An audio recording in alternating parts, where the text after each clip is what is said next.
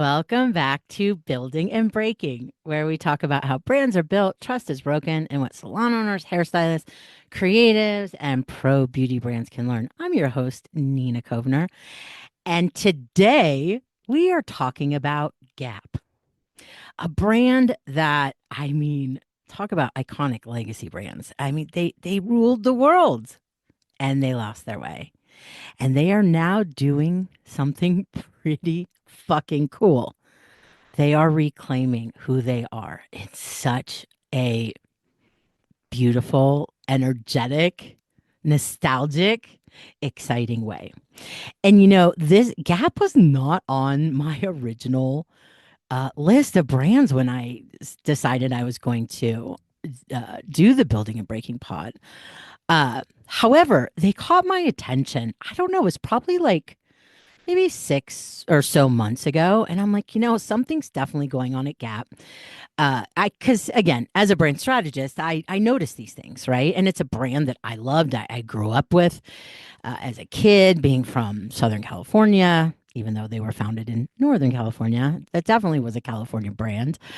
And I was like, yeah, something's bubbling up. This is exciting. I'm always an optimist, as I've shared on these episodes. I'm rooting for brands.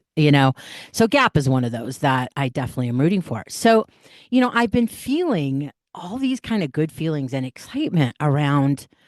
Wow, I think Gap is really working on making a comeback. And I was scrolling on LinkedIn, which I don't do often.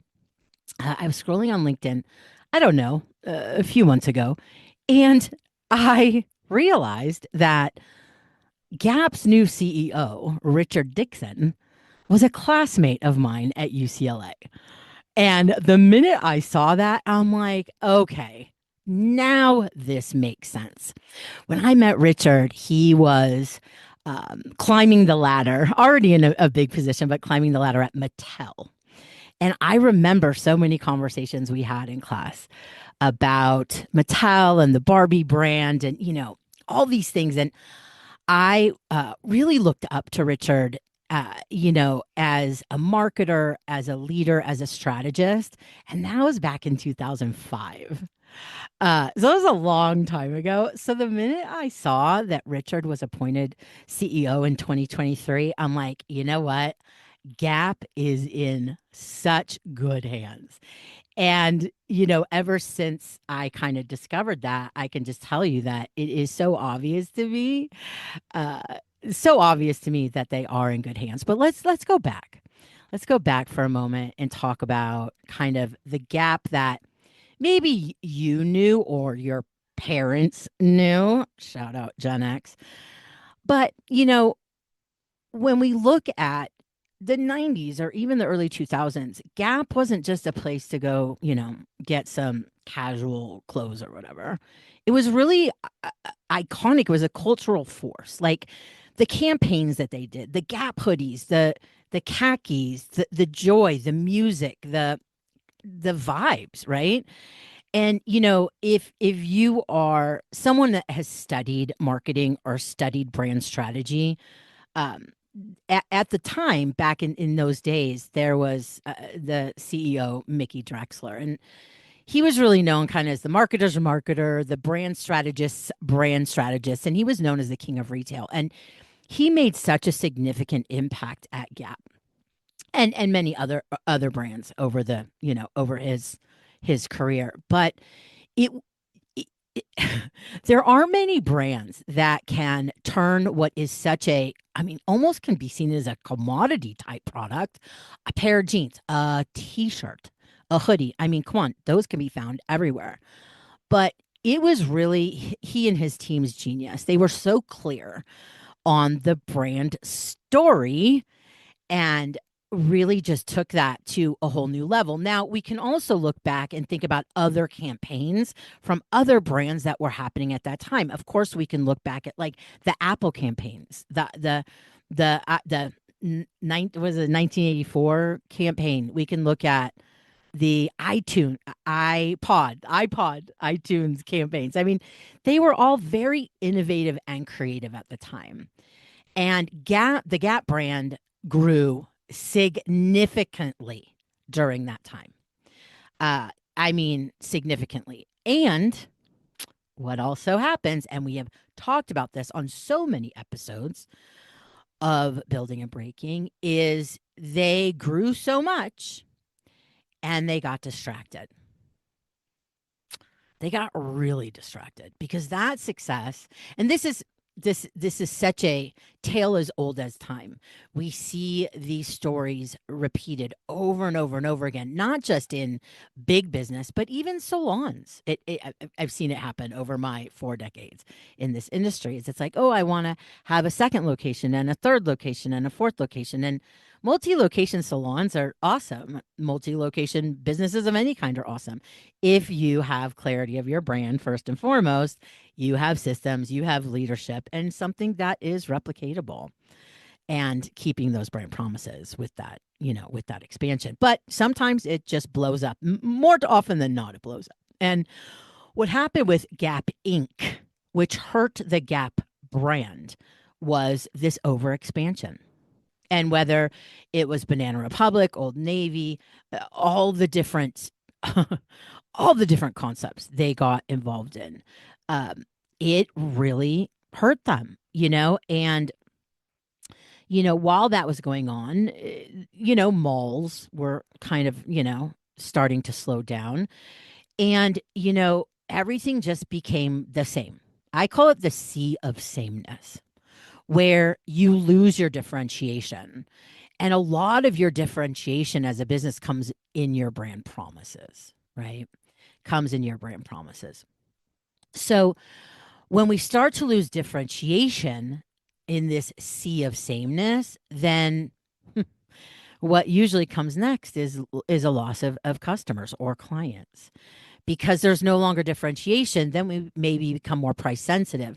Now, along with this, we started seeing the um, the rise of fast fashion, right? So we started seeing things like Zara, H&M, those types of things, Fashion Nova, even in the most recent, however, 10 plus years. Again, you lack differentiation, you lose focus on your brand, you overexpand, people get distracted, that creates confusion, it's difficult to be consistent, price becomes an issue, and it's kind of always a race to the bottom, you know? So growth, yay, right? But without that clarity of brand, first and foremost, without systems and processes, without a team of brand stewards, yeah, things just kind of fall apart. And, you know, that was happening. So there's so many lessons in this episode, but I only pulled the ones that I think are the most relevant and helpful to you. So in okay, so you, okay, I see this all the time. And I think I've talked about this in a couple episodes. What happens sometimes is with brands is that things get messy, right? Sales start to decline, market share maybe is decreasing. And one of the first things some brands think is, oh, we need a new logo. We need a new brand identity. It's the brand identity. It's the packaging. That's what we need. And like 9 times out of 10, that's literally not what you need. Now, you may need that down the road, but typically brands are struggling not because of their logo, not because of their brand identity, and not because of their packaging. It's because of lack of clarity of brand story or a drift away from those core brand promises that were the reason your customers and clients chose you in the first place. And, just kept coming back, right? That high lifetime client value. So in 2010, Gap tried to fix itself because, yeah, shit was not going well. And they launched a new logo. They introduced a new logo. We're seeing a lot of that. Again, we're seeing a lot of that lately. A lot of that lately. And it lasted a week. Literally a week. Backlash, brutal, right? Because the problem wasn't the logo, right? The problem wasn't the logo. Now, I'm all for a good brand refresh, but a good brand refresh will not fix the systemic problems. So you want to fix the systemic problems first. And then, yes, if it's time to do a refresh, by all means, do it. But cosmetic changes, they don't fix broken trust. They don't fix confusing brand stories, brand promises, or lack thereof, or lack of differentiation, or lack of a reason why I should even care about your brand. But it tends to be a very common default. And again, I'm seeing this a lot in the salon industry with some of the larger legacy brands. And I'm just here to say, dear legacy brands of the salon industry, your brand identity is not the biggest problem. And I'll leave it at that. So, so then Gap just kind of like went along, and then comes the reclamation. Now, this is hard. You think owning a salon is hard? Can you imagine being the CEO of Gap Inc. with all the different brands, a global, it's unreal, right? But again, as I shared in the beginning, Richard Dickson, and again, I'm going back to 2005, he is brilliant. And I have so much confidence that Gap is on the right track with his leadership. I really do. I absolutely do. And we're starting to see it. We're starting to see it. And they're not, I wouldn't even call what they're doing at all any type of rebrand. It's a reclamation. It's a reclamation. It is reclaiming their legacy and those core brand promises that made them Gap in the first place. And that is such a very important lesson. Because again, sometimes it's kind of like the brand identity example. Sometimes we're just like, oh, we need to change everything. Well, not necessarily. And the thing is that especially for these legacy brands, nostalgia has been a macro trend for quite some time now. I do a trends and outlooks workshop every year for my clients, and I've been talking about nostalgia and the importance of it for several years now. And I believe one of the reasons that nostalgia is something we are seeking is because of what's happened to us as a society with the social and digital web and with technology in general. It's gotten so big and so overwhelming in a lot of ways, and has taken up so much oxygen and so many headlines that folks in general are like, gosh, it sure would be nice to just read a book offline, right? It sure would be nice to have feelings of safety and comfort. That some of that is nostalgia stuff. So when we look at Gap's latest denim campaign, Better in Denim, it is not an ad. It is a proclamation. It is a reclamation of who they've always been and what matters to those they serve. That is that nostalgia. But sometimes we can look at that and say, well, Gap was that in the 90s. Like, that was the 90s. It's 2025, Gap. Get it together. No, this is where the brilliance comes in. It is connecting the dots between legacy, between that DNA of that brand and what people cared about, and connecting it to today's culture, today's language, today's relevancy. And that is what just, I literally, of course, I'm emotional. We all know this, but I like teared up when I'm going to do it again. This is so nuts. Um, this is how deeply I love brands, and I love brand strategy, and I love seeing things work. I love seeing things work because again, I'm an optimist and I am cheering these brands on. But this better in denim, this better in denim. Again, I don't want to call it an ad because it's so much more than an ad. But it's featuring the group Cat's Eye and choreography Robbie Blue, and it's so TikTok coded. So you see some people like Gen X that we grew up with these commercials and these movements and these marketing strategies from the Gap brand, we can look at that and be like, oh, that's old. But no, we're looking at that going, oh my gosh, I remember those days, nostalgia. That felt so good. That's so cool. And then coupling that with such relevant, creative people, music, choreography, and again, so TikTok coded.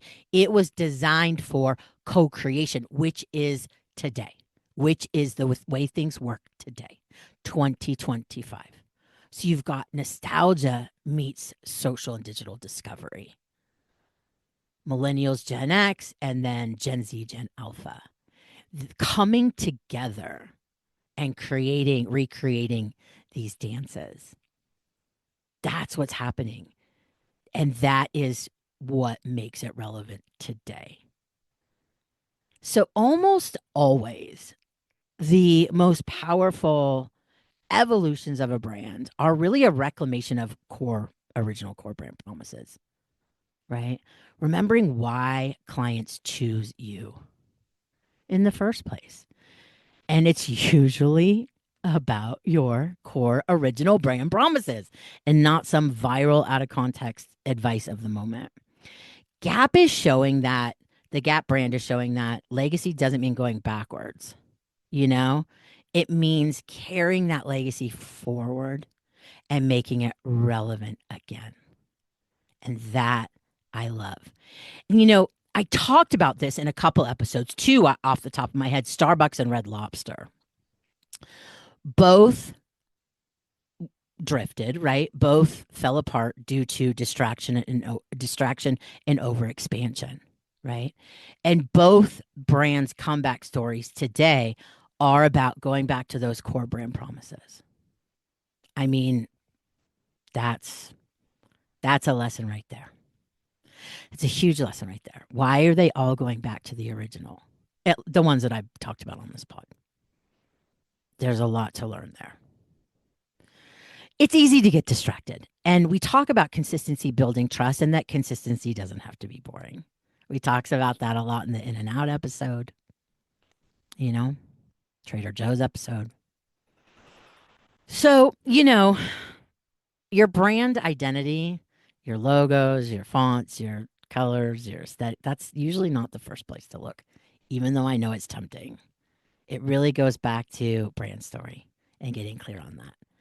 And then building a team around that who sees that respects that has a desire to steward that, right? Because if you don't understand your brand, your team's not going to understand your brand, and your clients won't understand your brand. It starts with the leadership. It starts with the leadership. It always does. Gap story is not about denim, right? It's not. And your salons aren't about hair. And we talk about that often, often, often. It is really about clarity, about leadership, about culture, about reclamation, and about courage. You know, um, because there's always going to be those people that are like, oh, that's boring. That's the old Gap, or that's the old this, or that's the old that. And that's where the strategy comes in. That's where that creativity comes in to say, no, um, I know for a fact, like, this is what people want. This is what people care about. And again, understanding your brand is where that all begins. Because if we could just go back to the brand story framework real quick. Brand purpose, what problems are you solving? Brand promises, how do you solve those problems? Brand people, who are you solving problems for? Brand products and services, what solutions do you have to help solve the problems of your people? Those brand people, what do your people value? Who are you solving problems for? What do they value? What do they care about? And if we don't understand that, then it's really hard to create anything, right? So, cheers, Gap brand. And Richard, I am just in awe and celebrating you and cheering you on. Oh, I'm so uh, inspired by you, in awe of you, have so much respect for you. I'm so happy for you too. So, I talk about trust often, right? This whole podcast, building and breaking, how brands are built, trust is broken. And um, this week, we had our last live session for our A School program, something I started creating in 2013 and launched in 2015. And it's been an emotional week, to say the least. I mean, besides the fact that Taylor and Travis got engaged yesterday. But trust is a recurring theme in our program. And it's the thing I'm most proud of. Uh, because without that, we can't lead. We can't mentor. We can't educate. We can't coach. We can't build trust amongst everyone in the organization, right? So,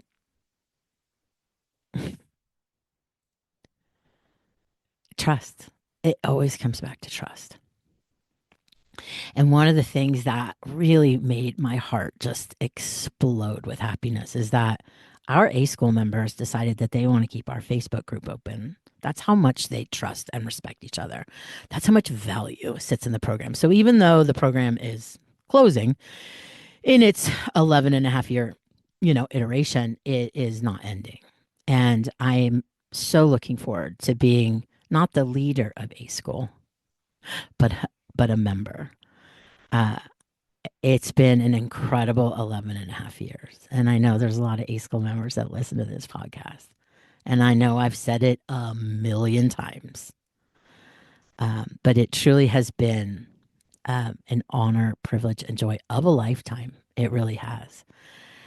And I'm so excited that September 15th, a new era begins for me.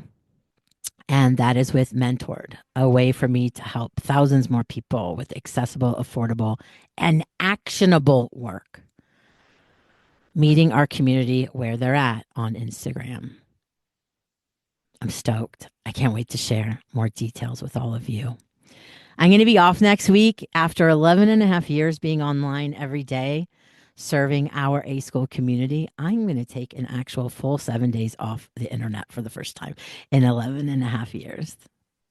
Pretty much the first time. I have taken social breaks, but even with those social breaks, I've still been serving our clients in A School. So be off next week. Be back on a new episode on September 11th. Thank you so much for listening and sharing these episodes with your business besties. And for all your ratings and reviews on Apple Podcasts and Spotify, honestly, thank you. I get so excited. And, to know that this podcast is bringing value to your life and you are beginning to or continuing to see that the salon industry is no different than any industry. A brand is a brand. Brand fundamentals are brand fundamentals. Brand strategy is brand strategy. And I truly believe if our industry had a better understanding of brand fundamentals, that we would eliminate a majority of the systemic problems we have had since I've been in the industry the last 4 decades. So thank you so much. Have a peaceful day or night or morning whenever you're listening. Remember to be where your feet are. Take a deep breath and know you are so very loved. I'll see you in a couple weeks. Thanks for listening. Bye.